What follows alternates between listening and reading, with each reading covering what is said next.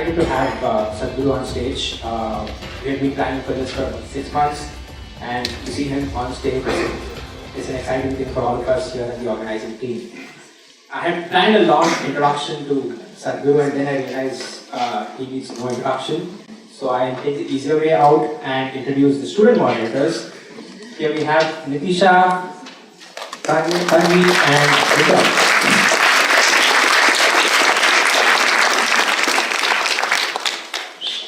Nitisha and Vikram from the Harvard Kennedy School and Tanvi from the Harvard Business School. They're prepped up, all set, and here we go.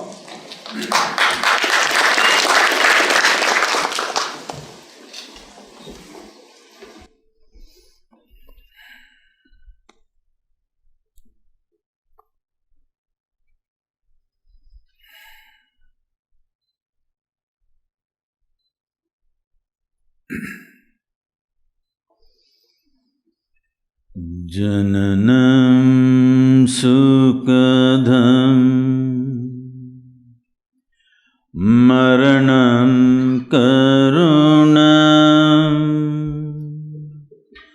milanam maduram smaranam karunam Kalavashadiha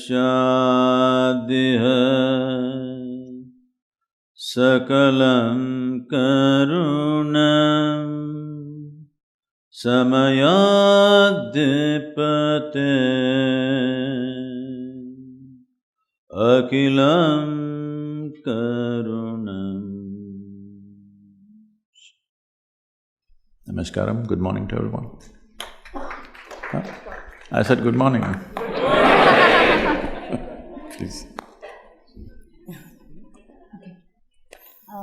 Sadhguru, we'll start with some questions on the internal contradictions that exist within us, so more on the philosophical side, and then we'll move to the world or politics side of the questions. So our first question is that in the Bhagavad Gita, Lord Krishna advises us to keep putting in effort without being attached to the results. But I find it incredibly hard to keep working and not obsess over the results. And I would love to know how we can better practice putting in effort while being detached to the results. Well,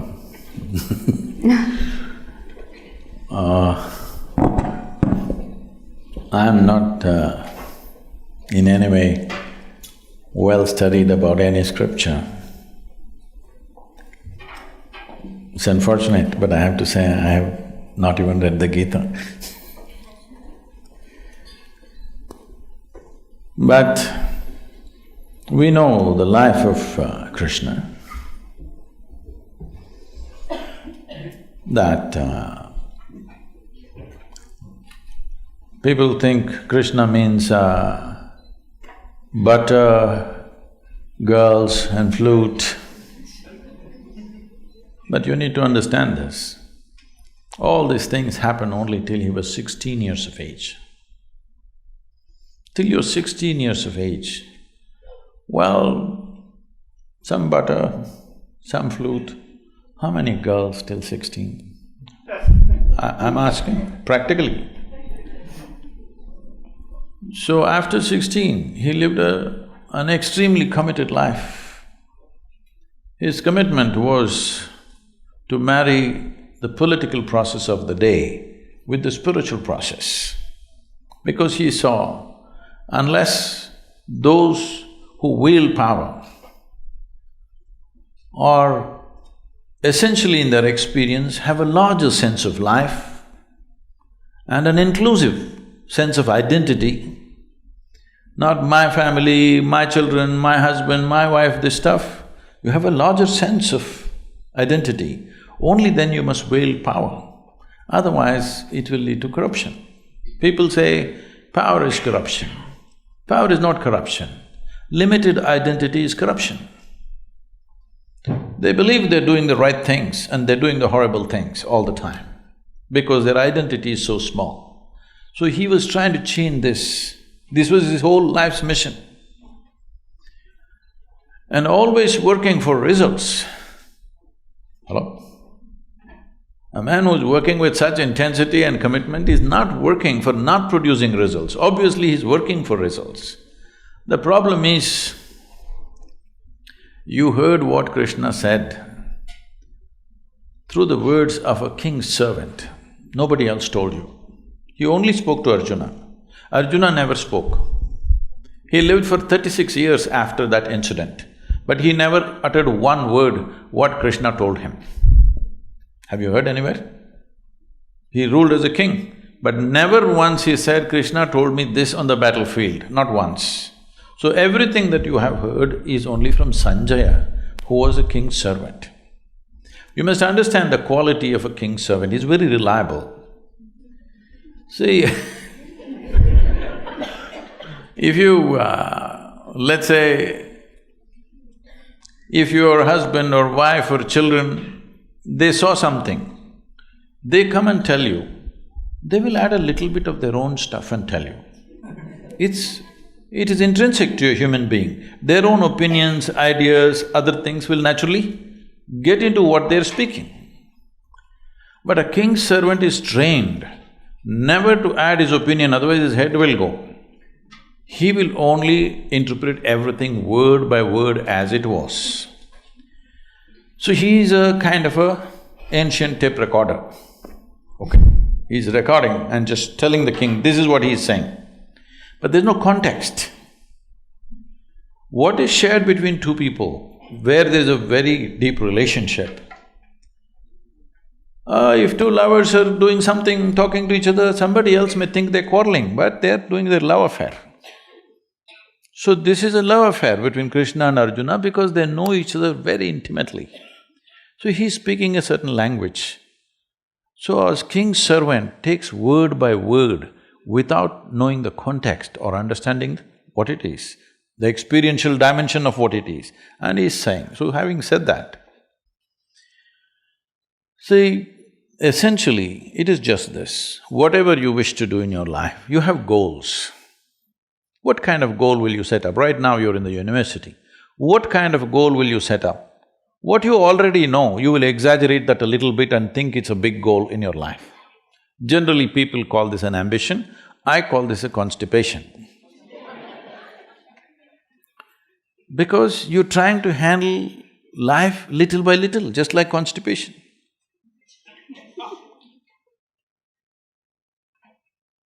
If you have a goal, your goal cannot be something absolutely new, it is only an exaggeration of what you already know, yes or no? Can you think of a goal that you simply don't know? How is it even possible? So, what he is saying is, there is a direction we have taken, but you have to be dedicated to the process, otherwise goal will just be hallucination. If you do one thing right now, just don't take this one breath, take the other breaths, let me see. That's all he's saying. He's saying without taking this step properly, you hallucinate about the goal, what is the point? In yoga we say this very simply. We say if you have one eye on the goal, you have only one eye to find your way, it's inefficient, that's all. So he is just talking about in a battle, if you're inefficient, it is not that you won't get your increment or promotion, you just get dead.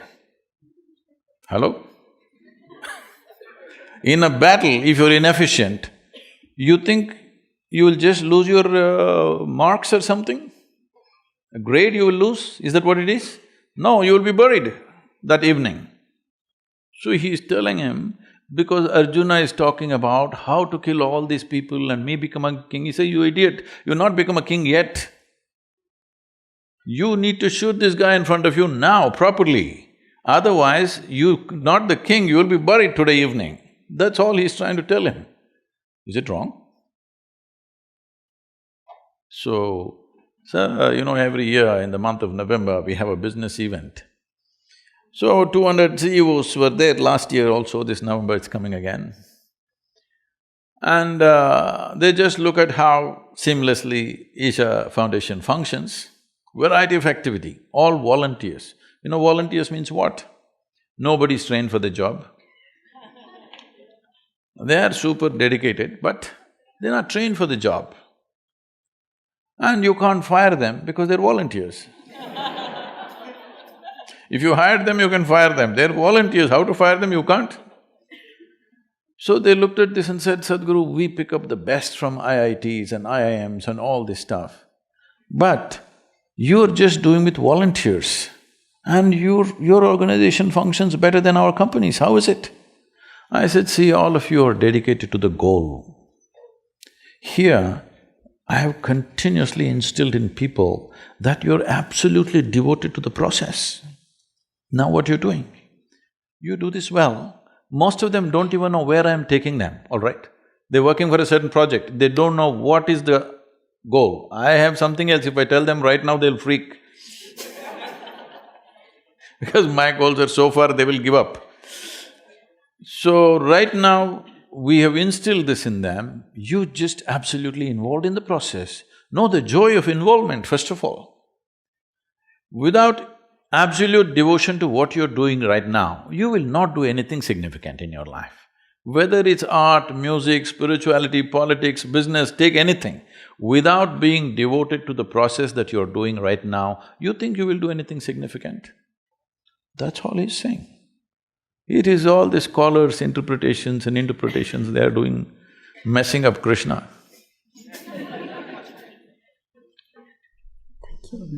Taking forward the theme, Sadhguru Gade, about the process inside and work outside, when we look around the country today, we see so many problems affecting our fellow Indians: poverty, discrimination on the basis of religion, caste and inequality. And of course, when I look inside myself also, there are problems. I'm very far from having a good process, I'm definitely not a yogi. And so, what is the relationship between this work which I need to do inside and the work which I need to do outside? Can I do both? Do I need to do one before the other? How can I go about… because I don't feel like accepting that I can do either one or the other. See, if you want to lift this tumbler, this amount of water, at least you need that much of strength, isn't it? You may not be a heavyweight lifter, but at least this much muscle you must have. Can I have water, please? Thank you.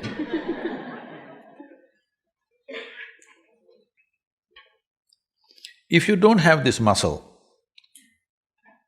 even taking up this cup won't happen, isn't it? So tell me, preparing to do something, the preparation should be before or after? A whole lot of people think their spiritual process, they will start after they're 70 years of age, when they're no good for anything. If you understand spiritual process as a disability, then that's the way to go. I see spiritual process as the greatest empowerment in my life's experience. I think it should happen at the earliest possible time. Unless you're planning to live elsewhere, those people who are in the upper strata, I'm telling you. If you're thinking you'll go there and live well, that's up to you. To put it in perspective, one of my projects, of the many projects, one of the projects is, before I fall dead, I want to make sure all the heavens are destroyed. Is that okay? No? You want to go there? Because I want to destroy the good food in the Hindu heaven. I want to make sure that people eat good food here. I want to destroy all those angels who are floating up in the clouds and heavens. I want angelic people to be here. And of course, I want to destroy all those virgins up there. Because the very idea that there is a better place to live than this is a crime.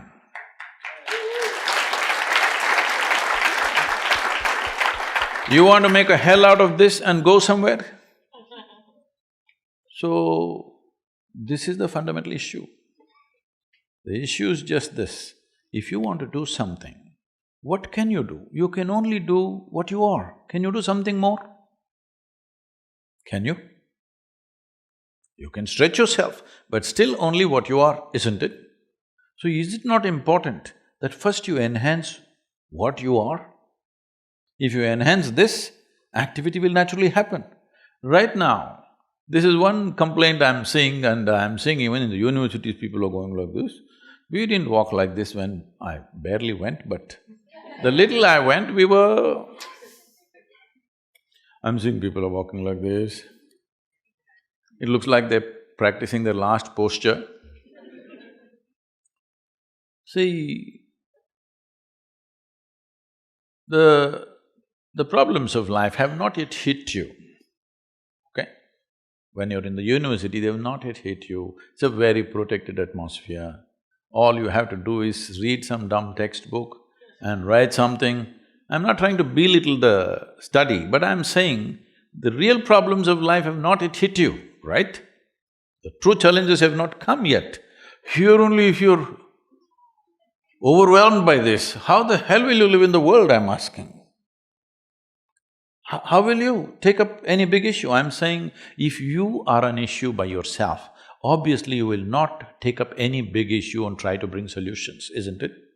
First and foremost thing you must do is, in your life, you are not the issue, never. I am not the problem in my life. There are problems and problems. How many we can solve, we will see. All of them will never be solved. But how many can we clear in our life is a big question. But if you yourself are a problem, you yourself being problem means, see, I'm just meeting people every day, 50, 60 years of age, still they've not figured how to handle their thought and emotion. When are you going to get it? I'm asking. See, these are very fantastic faculties that only human being has, right? No other creature can think like us, no other creature can emote like us. They're very limited stuff. Here it is so evolved, now you're suffering that immensely.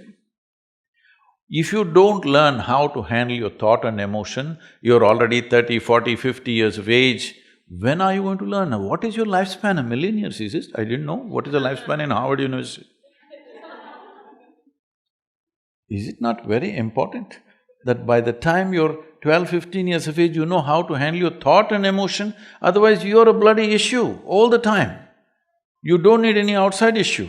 You just leave people alone by themselves. They are a big issue by themselves.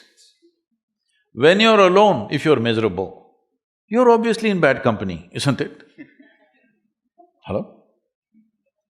So if you don't settle this, if you step out, well, you will go about blundering and messing around all the time. It looks like you're working for a solution, but when you are a problem, you'll only spread problems. It may look like a temporary solution. This is the reason why after 1,000 years, we're still talking about the same problems. Obviously, we've not solved it, isn't it? After 1,000 years, if human beings have the same problem, that's very stupid, isn't it so? Only the phones are getting smarter, you know. Phones are getting smarter by the day. See, if you have to call somebody, he's very smart. When do you do that? When you find him smarter than you. Yes or no? Only then you say, oh, he's very smart. So when you call a phone very smart, it's a statement.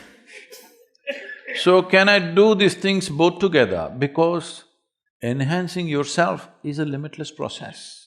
It's not a graduation that's going to be over at one time. But the fundamental is just this, human beings are going through variety of suffering. Well, those who are in situations of famine, war, those things let's keep it aside.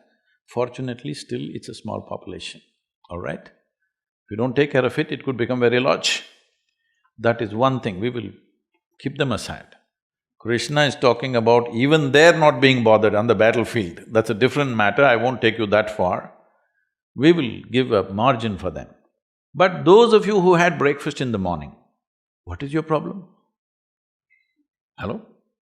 In India, in southern India, where you come from, in the villages if you go, people will come and inquire, "Ota madra? Ota aita?" Yes? Saptingla? What this means is, the only question they will ask you is, have you eaten? Because after you've eaten, what is the problem?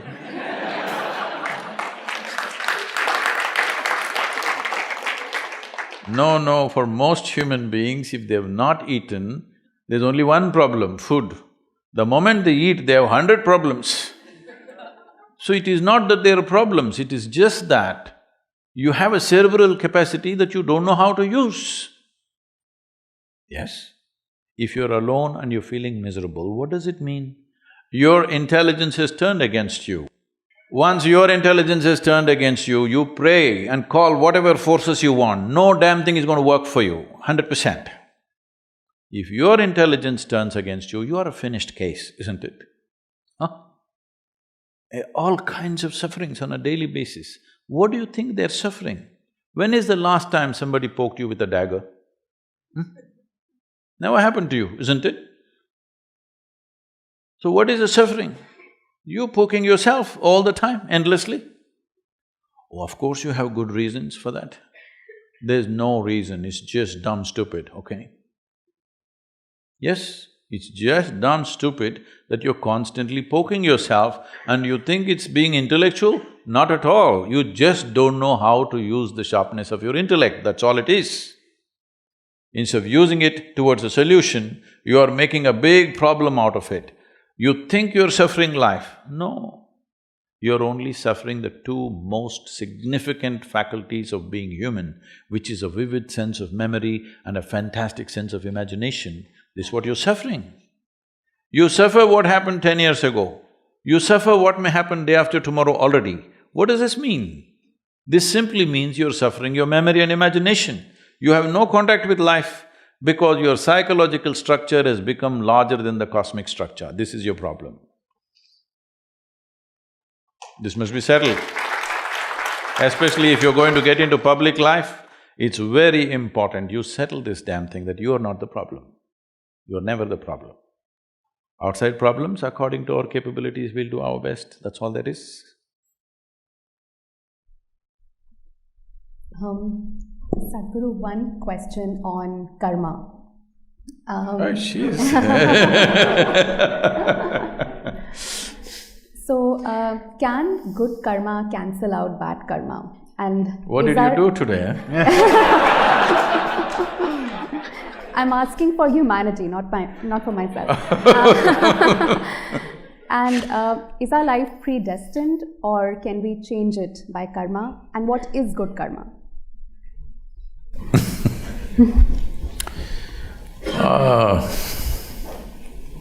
So let's understand this word. I know this has become part of English lexicon. Oh, karma is an English word now. The word karma means action.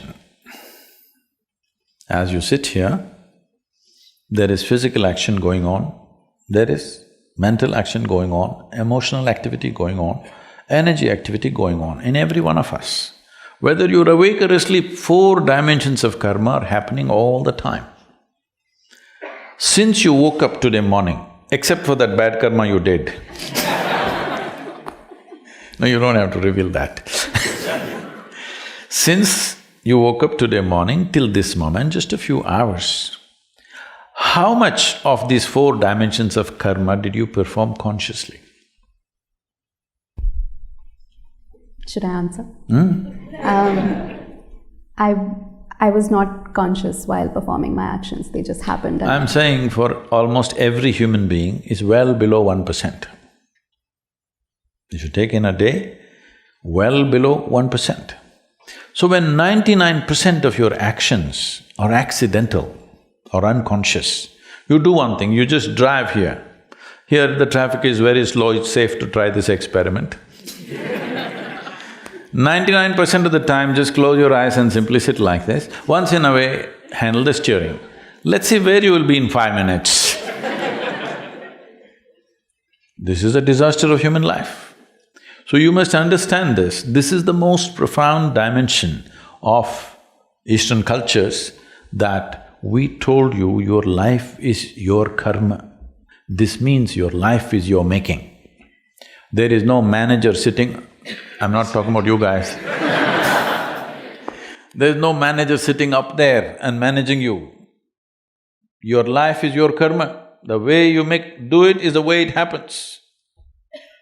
There is no no other way. Only because over 99% is happening unconsciously, it looks like some other force is manipulating you.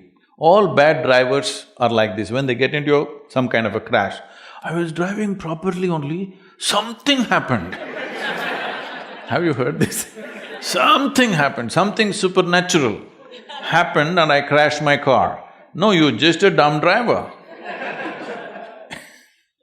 So the same thing goes for life. The same thing goes for life, that we constantly reminded you. Now in this generation, it's lost in probably maybe your mother or let's say your grandmother's generation. If they sit down, stood up, they said karma, prarabdha, mukti, moksha. These are proper day-to-day conversation, not spiritual conversation. Yes or no? Every day. It's time you bring it back, because karma means you're reminding yourself, everything that I'm doing and not doing is my fundamental responsibility. If you ask me, people have been asking, I have not articulated this till recently, but some people have been asking me, so I'm these days talking to them and I'm saying, what is the mission? They ask me. I say, the mission is just this, religion to responsibility. You think it is there, no, it's here. This is what karma means, that you understand you're the source of your life. Is there no other force working in the universe? Yes, it is. But even to harness this, harness that is your business, isn't it? Hello? Even to harness that is your business, otherwise what's the point? So karma means your life is your making. There is nothing else that can decide. If you take charge of your body, let's say you have some mastery over your physical body, 15 to 20% of your life and destiny will be in your hands. If you take charge of your mental process, 50 to 60% of your life and destiny will be in your hands. If you take charge of your basic life energy into your hands, 100% of your life and destiny will be in your hands. Every young person must first explore this dimension before you step out into the world and mess other people. Yes, very important. But what is the fix for the morning's bad karma? You must understand, karma is not like reward and punishment system. It is just residual memory within yourself. Everything, every thought, every emotion, every action, every moment that you do, in some way is recorded into this.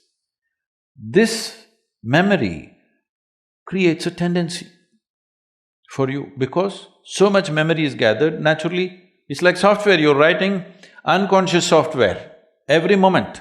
See, if you walk from here to here, I'm telling you, there are at least 25 different kinds of smells. You're not conscious unless something is very strong, acute, in some way, in a positive or negative way, then you will notice, otherwise you're not noticing. You will see if a dog passes, he's just figuring out you, what you have done, what you have not done, your good karma, bad karma, everything is just figuring out. Yes or no? You also are conscious, your system also is perceiving it, because your neurological system is far more superior to the dog's neurological system. Do you agree with me? Hello? Dog lovers, is it okay? Human neurological system is far more advanced than any other creature, you also capable. But because of cerebral activity, you're missing it. You do one thing, just go live in the jungle for some time, you will see suddenly your sense of smell. You just know everything just by raising your nose a little bit, sticking your nose out, you just know what's coming, what's going. You will see in the villages in India, they'll say it's going to rain today, you understand? Nothing, no sign of rain, no cloud, no nothing. He'll simply… and he'll say it's going to rain today, and it will, because the changes are happening in the atmosphere. So, because of this unconscious nature, if you walk from here to here, these 25 smells, for example, are all recorded in the system. And all like this, visual inputs, audio inputs, everything is recorded. Depending upon the type of material you've taken in, slowly you'll develop an unconscious tendency. Suddenly you'll like this, not something else, because of the kind of inputs you have taken in. These tendencies, traditionally, because you're from the scripture, traditionally we call this vasanas. Vasana is a very good expression because vasana literally means smell. So, depending upon the type of smell, accordingly you draw that type of life towards you or you move in that direction, that's what they're trying to say. But this is essentially, to put it in modern terminology, you're building an unconscious software, so naturally it begins to function in a certain way. It doesn't matter what is the software, can you rewrite it? Of course you can. That is also your karma.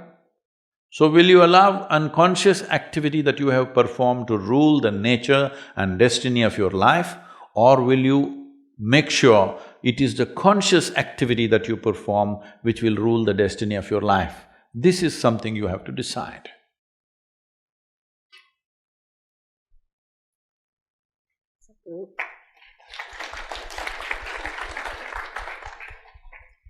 For a woman who chooses not to be a mother, who doesn't… Oh, I'll give you award. So she has chosen you as an advocate for her case, and you have to fight her case. So what are the arguments… I'm sorry, I didn't get that. So there's a woman… Yeah, she who doesn't want to have a be child. a mother, and she's chosen you as an advocate for her case, and you have to fight her case. So what are the arguments that you would give for a woman who doesn't want to bear a child? I said she needs to be awarded.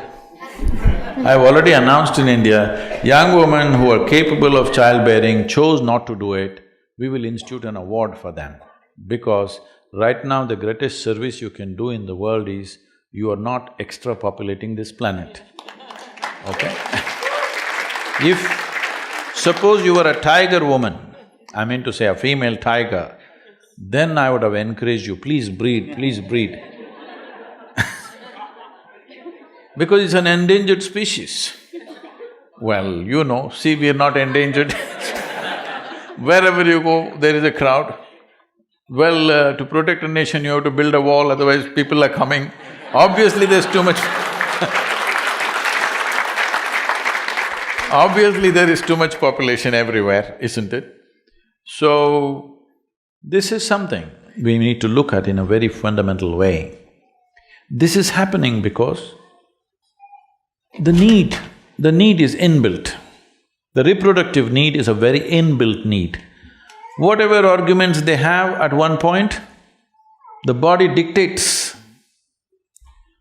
Fortunately, there's a lot of pain and stuff involved, otherwise I don't know what would have happened. So, this need, if one has to transcend, instead of forcefully putting it down, if your identity naturally shifts beyond your biological self, you will see these needs will completely disappear. Right now, I want people to understand, what you're looking for is not a child. What you're looking for is involvement. Right now, your problem is, you simply cannot involve with people unless they came out of your body. Your identity of biology is so strong, you can't simply include these people as yours. Oh, this one came from my body, this is mine. This is because you're trapped in your own biology, that's all it is. Today, I must tell you, in the Yesha Foundation, there are hundreds of couples who have all chosen not to have children. I said, you want involvement, you want children, I'll give you 100. Why one? You take care of them. Why should it fall out of your body? Not necessary. Human being has the ability, this is an animal instinct. This instinct is needed for the survival of the race, of course. But now, the survival of the race depends on consciously controlling the population a little bit. From the beginning of 20th century, in 1910, our population was just 1.58 billion, let's say 1.6 billion. Today we are 7.6 billion. By 2050, they're estimating we will be 10.3 billion. When it's 10.3 billion, I don't want to be around. Hello? I want you to just imagine another 50% rise in the world's population, you can imagine what all problems you will face. We are ensuring that our children cannot live well on this planet by producing more children. It's very, very important. We must understand why this has happened is not just because of unbridled reproduction. No, that is not true, it's controlled. It is simply because our life expectancy is extending itself, it's fantastic. For example, in India, when the British left India, our life expectancy was 28 years. How many of you are over 25? 28, I'm sorry. So you're all dead. That's what it meant, I want you to understand, 28 years. Today it has reached 70. It's a phenomenal achievement in 70 years of independence. So, when we take death into our hands, should we not take birth into our hands? I'm not propounding any philosophy, I'm just talking simple arithmetic. Hello? When we take death into our hands, should we not take birth into our hands? If we don't do that, if we do not consciously contain our population, nature will do it to us in a very cruel way. You want to wait for that day? You can. But being human beings, it'll be nice if we do it consciously, isn't it? I personally feel, Sadhguru, that there's this phenomenon of castration anxiety in India. I'm sorry? Castration anxiety, something related to male ego. We see that this male ego has… Where, in Harvard University? They've been castrated? It's kind of everywhere. It's kind of everywhere. So, this male ego has been somewhere, hidden behind the rapes that happen, the sexual harassment that happens, a lot of gender disparity. I wouldn't say this is the only reason, but it's somewhere hidden behind, and we never address it up front. And all of these acts are acts of shame, but there is a sense of pride associated with it. How can we change the sense of pride to a sense of shame?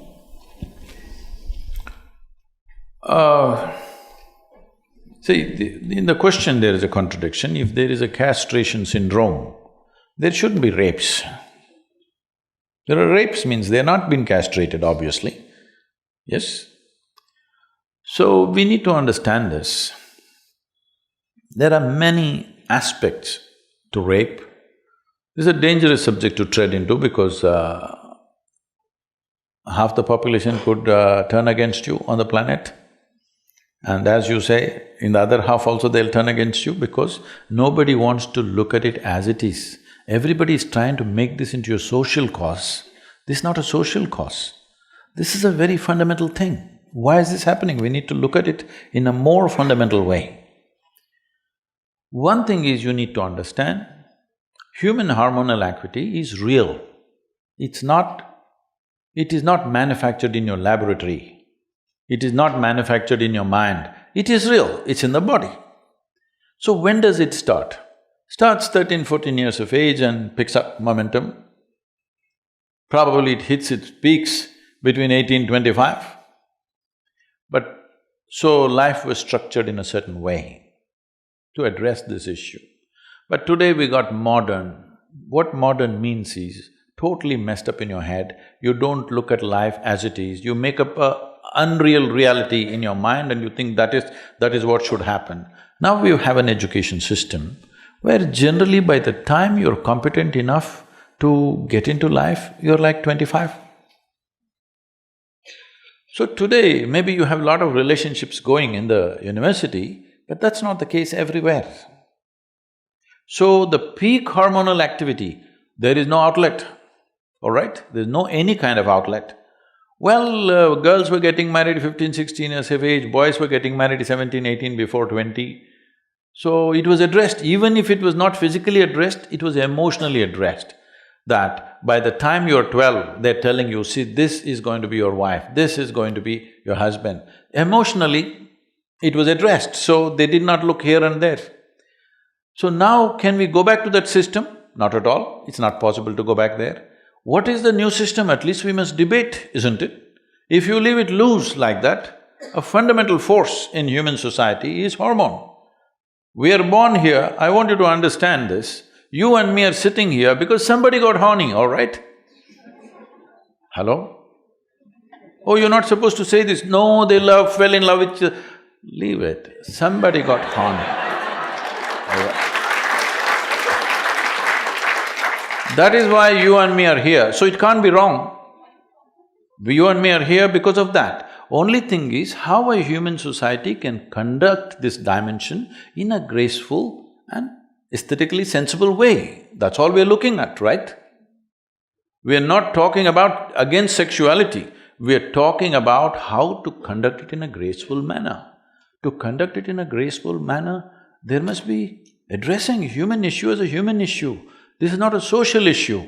This is not for sociologists to discuss. This is happening in the body. How do we make a conducive situation for people? This debate has to come. Simply putting it under the carpet and thinking something else and calling somebody a rapist, in the national media people are talking, we must castrate this boy, we must do this, what's happened to us? This is not the way. I'm not trying to approve rape, but I'm saying it is a genuine issue. It is not something somebody socially deviant is doing it. It is just that you're trying to suppress a basic energy within the human being, this will happen. Otherwise, will you put them on some sadhana where they will become like monks and be perfectly fine within themselves? You have not done anything like that in the society. There is no discipline of any kind. Everybody's, by the time 15, 16, they're consuming alcohol, where their judgment goes away. All right, you are encouraging alcohol, you are encouraging titillation, all kinds of titillation through the movies, pornography is like all over the place, and the guy is supposed to be like this. It's not going to work. 2 drops of alcohol, the guy loses his judgment and does stupid things. Is it right, wrong? That's not the way to look at it. Are we brave enough to address human issues as human issues and try to find solution? Is there an absolute solution? No. There's no absolute solution. But we can create a society where these things are minimal, right? There always is crime in every society, always has been. The question is how rampant. Isn't that the only question? Only a fool will think we'll create a society without crime. It doesn't happen like that. It is just that how minimal can we make it? So last question, Sadhguru. So in today's society, many influential people, judges or senior civil servants, armed forces officials, they don't express their personal political views in public because the thinking is that they hold a post which should be beyond any political party. Now, what do you think the role of spiritual leaders should be when you are thinking about politics? See, everybody as a citizen has a right to express their opinion if they wish.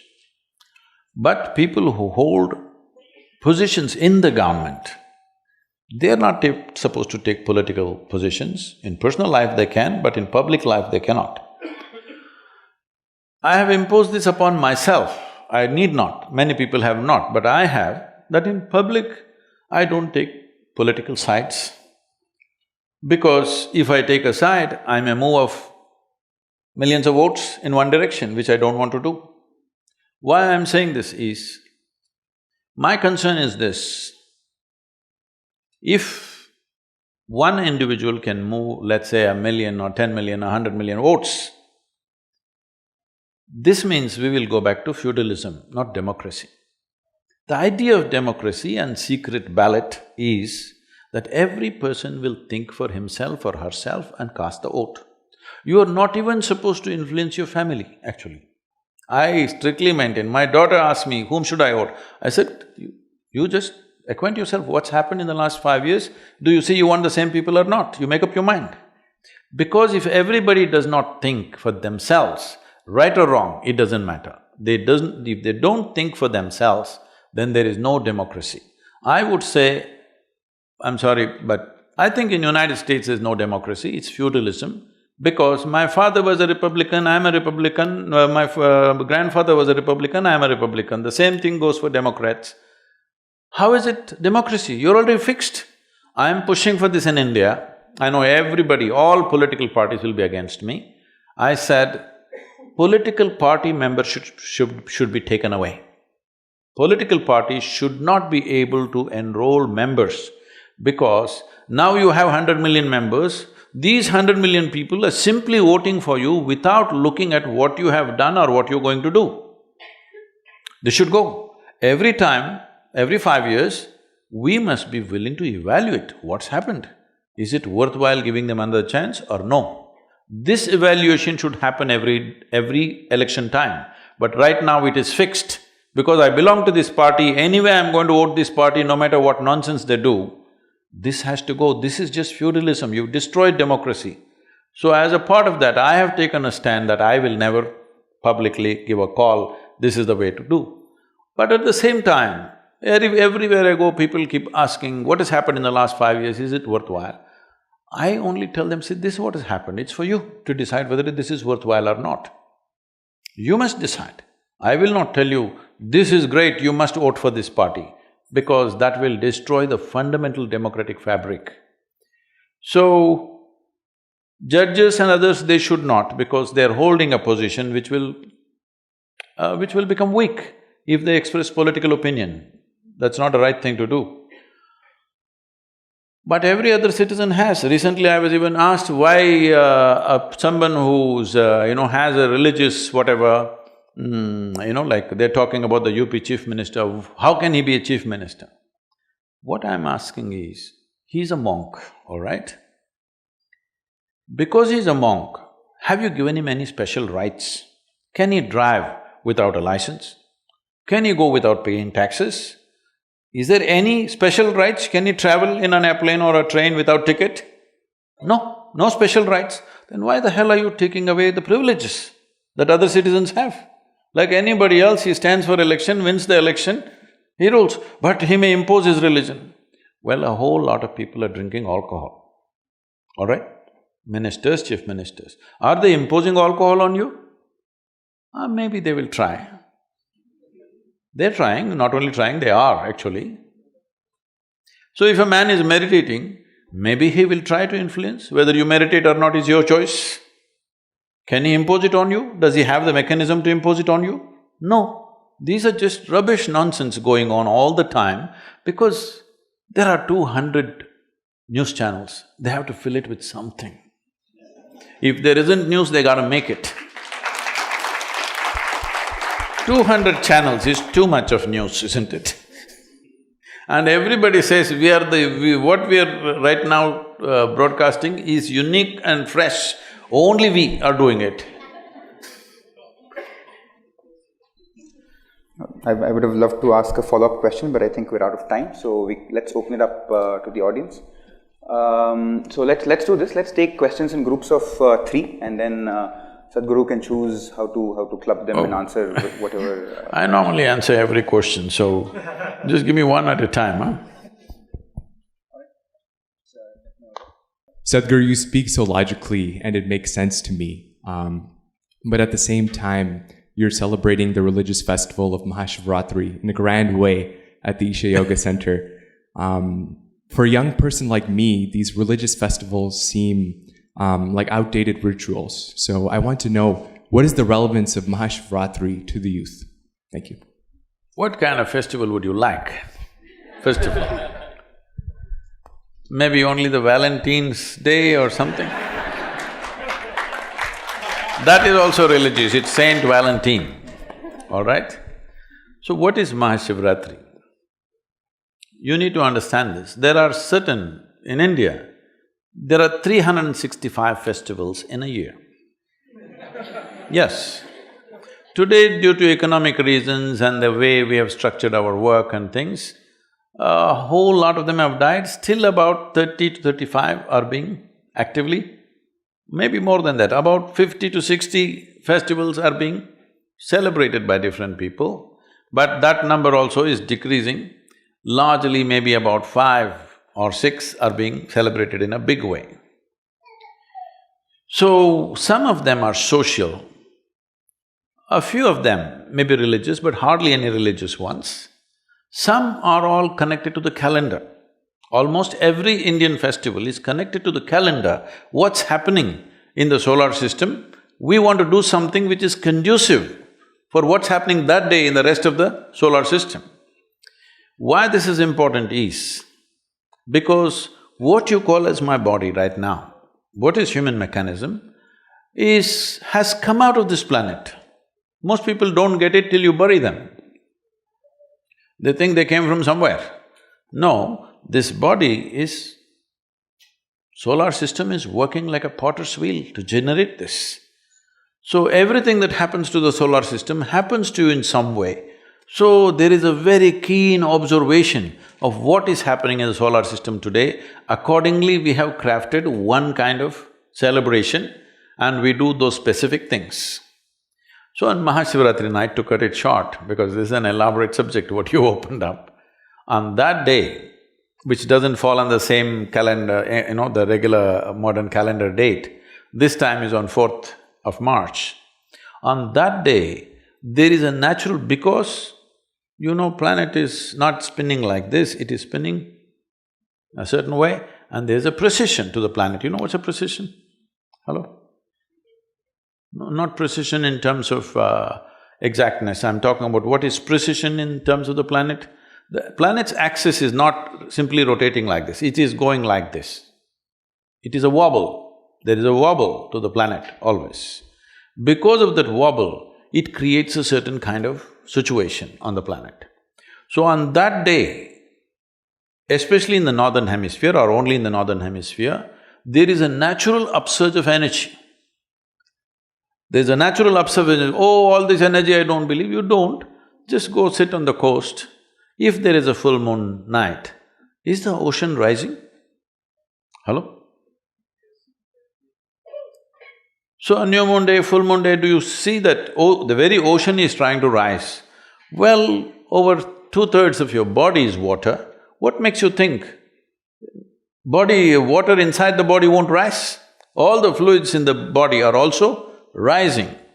So you will see these things are there everywhere. If you've ever been in a mental institution, no, you could have gone there and just followed. You will see on full moon days and new moon days, people take extra care because those who are psychologically disturbed become far more disturbed. People think moon causes madness, that's why lunar and loony and all this stuff. Moon does not cause madness, it just pulls everything up.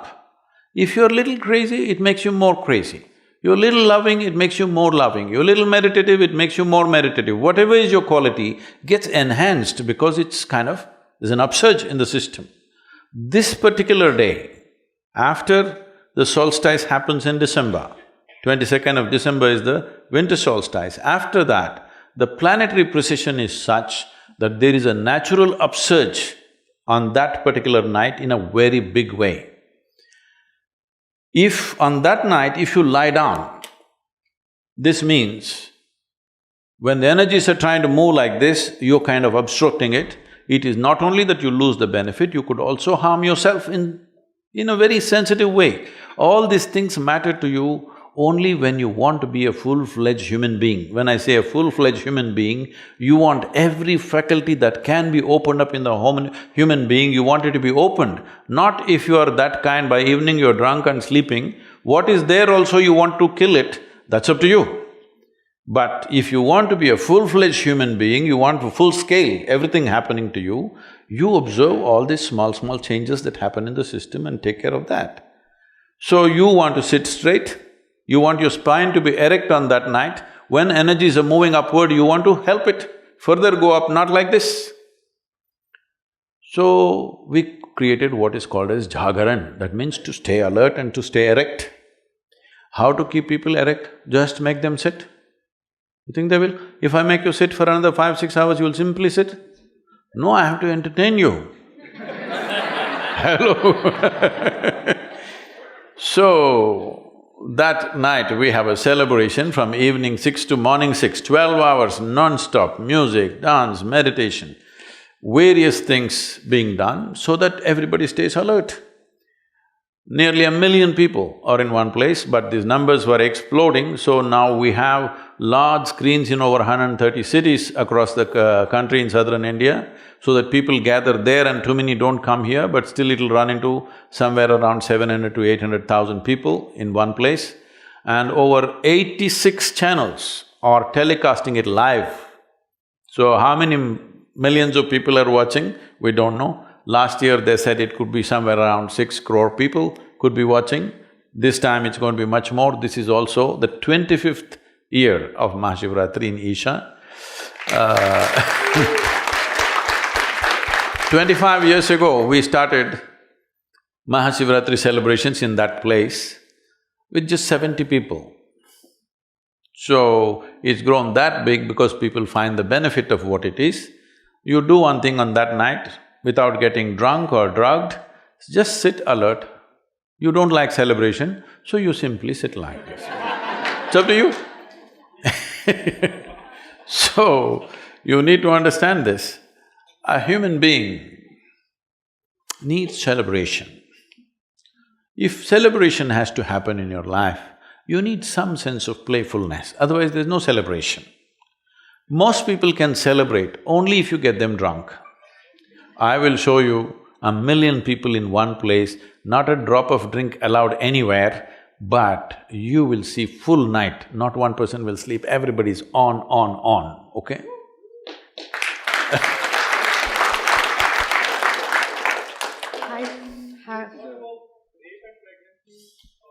Go ahead.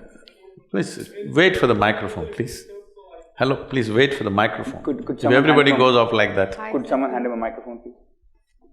So I have a question for you. And Sorry, thank you so much. one moment, ma'am, one moment. Okay. The gentleman. Sadhguru, your thoughts, I would say, or I could say your answers about the questions on pregnancy, or whether your thoughts on like what it means for women to bear children or not bear children and the choice thereof, was a beautiful answer. I could Please, relate to everything just come that to you're the saying. question, time is very… The context is slightly necessary, I'll keep it short. And your answer about rapes and increasing cases of rapes, or them being sort of a social crime, but also there's an association of pride, etc. That was a question. And both the answers in and of themselves were honest answers, but together… Hare, this is not a commentary, just come to the question. But together, is it possible that there was in your two answers perhaps unconscious bias or double standard? Because in the answer to pregnancy, you said, oh, it is just your primal instinct, your biological need for an identity to care about a certain person, you should grow beyond it. And in your answer about rape, you said, oh, humans have this I know what I have said, hormonal please. urge, and we are I not… know what there I is have no said, out- why don't you just ask the question? So the question I is, know what I have said. is it Just come to the question. Is it possible that in these two answers there is perhaps a subconscious bias, or am I reading it wrong? Those two answers to me seem like, All right. oh, this is biological, let it go. Oh, this is biological, it won't go. I think you've made your point, so let's hear Please. the answer. Oh.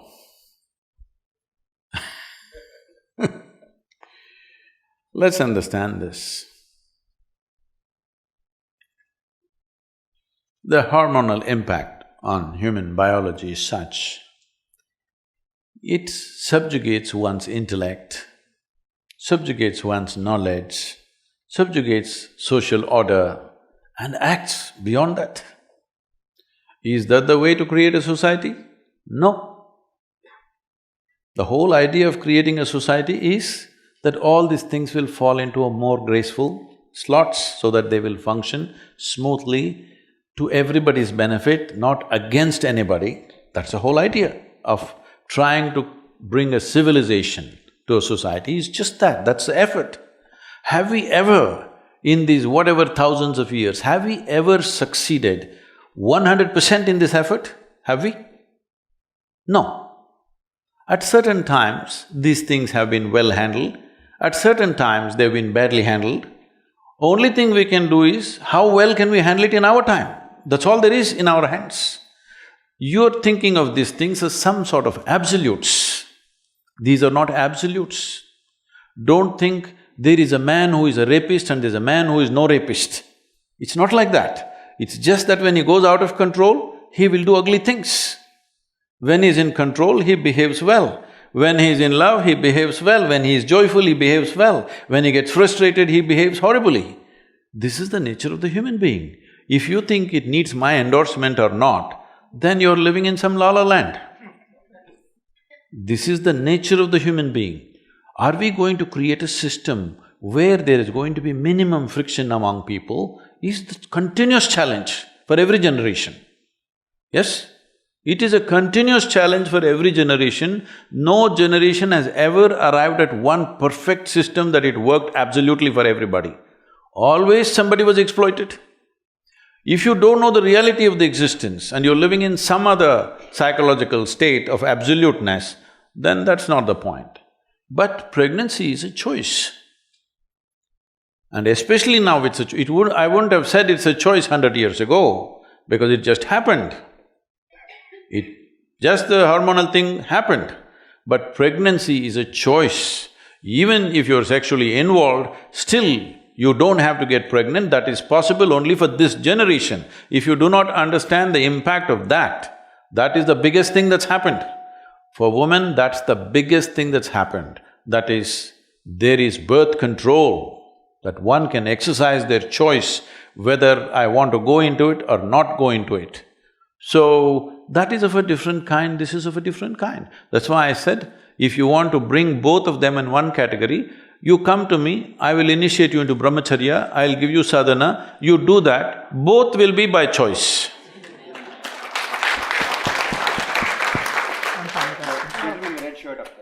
Thank you so much for coming here. I just wanted to ask you about how we can contribute back to society and give back, because everyone keeps talking about contributing and contribution, but it's really hard for each person to come up, and just want to hear your thoughts on it.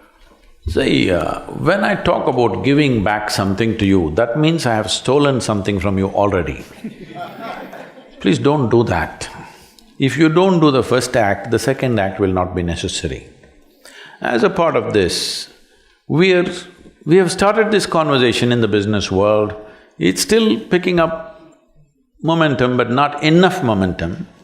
I'm talking about structuring businesses in such a way that you understand, in any transaction, you're talking about sustainable business. Not only ecologically, the business also has to sustain as a business. If any relationship has to sustain, it must be beneficial for both the parties. Whether it's marketplace or marriage, I want you to understand, you're not, but whether it's marketplace or marriage, unless it benefits both the people, this transaction is not going to go for long, isn't it? So to build a business in such a way that always it's beneficial for both the parties, if you do, first I don't have to take it and then at the time of retirement I want to give it back. What is this? This is like the old, even the mafia and Robin Hoods who steal from other people also give it to people because otherwise they cannot survive. So first don't take it and then try to give it back. Why? Why can't our life process itself is useful to everything that we do? Why can't businesses be built in such a way that it's naturally beneficial to everybody? And if you make this happen, if you structure today a lot of impact businesses are coming which are all thinking on these terms. It is still not large enough as it should be, but it's beginning to happen. As a part of this, right now one of the biggest problems we need to address in the world in the next few years is going to be migration. It's estimated nearly 1.5 billion people will migrate in the next 5 to 10 years' time. When 1.5 billion people start moving, not one wall, people will try to build walls everywhere. And wall is a solution only till the tide is of a certain level. When the tide increases, it'll fall over the wall. It will. I'm not just talking about one country, I'm saying everywhere. So what is the solution for this? This problem is just this, right now, nearly 80% of the world's investment is probably in approximately 25 to 30 cities on the planet. This needs to spread. If investment has to spread, who will risk spreading their investment to a place which is harder to do business? You have to create a fund which will allow a little more easy money. If you want easy money, you must invest it in impoverished societies. So we are looking at this in a big way, trying to work with the United Nations and the large businesses and to set up a trust where businesses will be given soft loans for long gestation period, 12-15 years, so that you have time to go there, train the people, create talent and create a business and create livelihood there so that people don't have to go away. What kind of business? Well, businesses can decide what kind depending on the terrain, people, the nature of everything else that is their ecosystem. But if we don't do this now, that if we don't spread the world's investment into various areas, you will see when one segment of population is living with so much comfort and well-being, another segment has nothing, you cannot control it. All these years you controlled it because there was no transportation, you understand? Now everybody has transportation. One way or the other they will come in. One way or the other they will come in. It doesn't matter what kind of barriers you put up, in the next 10 years' time, they will come anyway unless you put investments in various places and create livelihoods. The businesses have to be structured like this. Young people who are studying business, you must think of solving world's problems rather than just thinking of some fanciful ambition. Your ambition, whatever it is, I want you to understand this.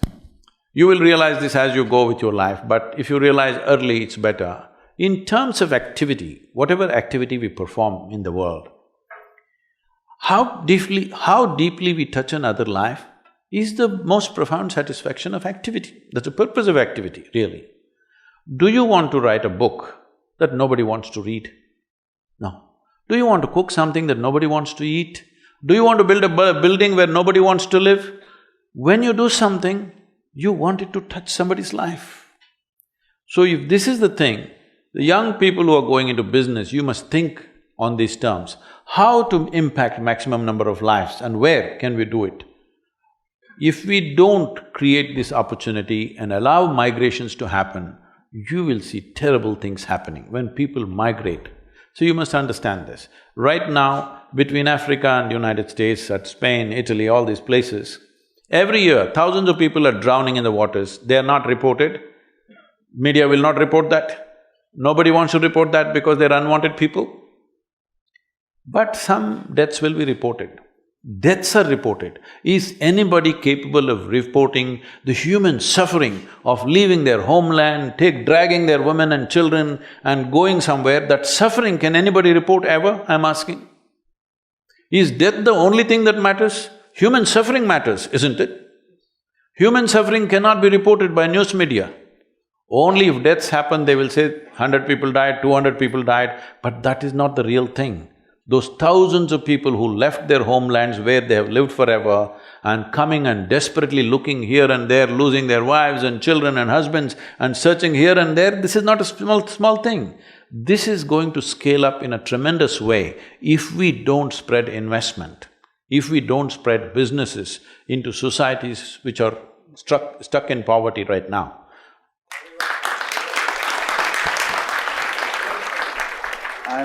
We are out of time, it's 12:30. So on behalf of everybody, let me thank Sadhguru very much. Thank you so much.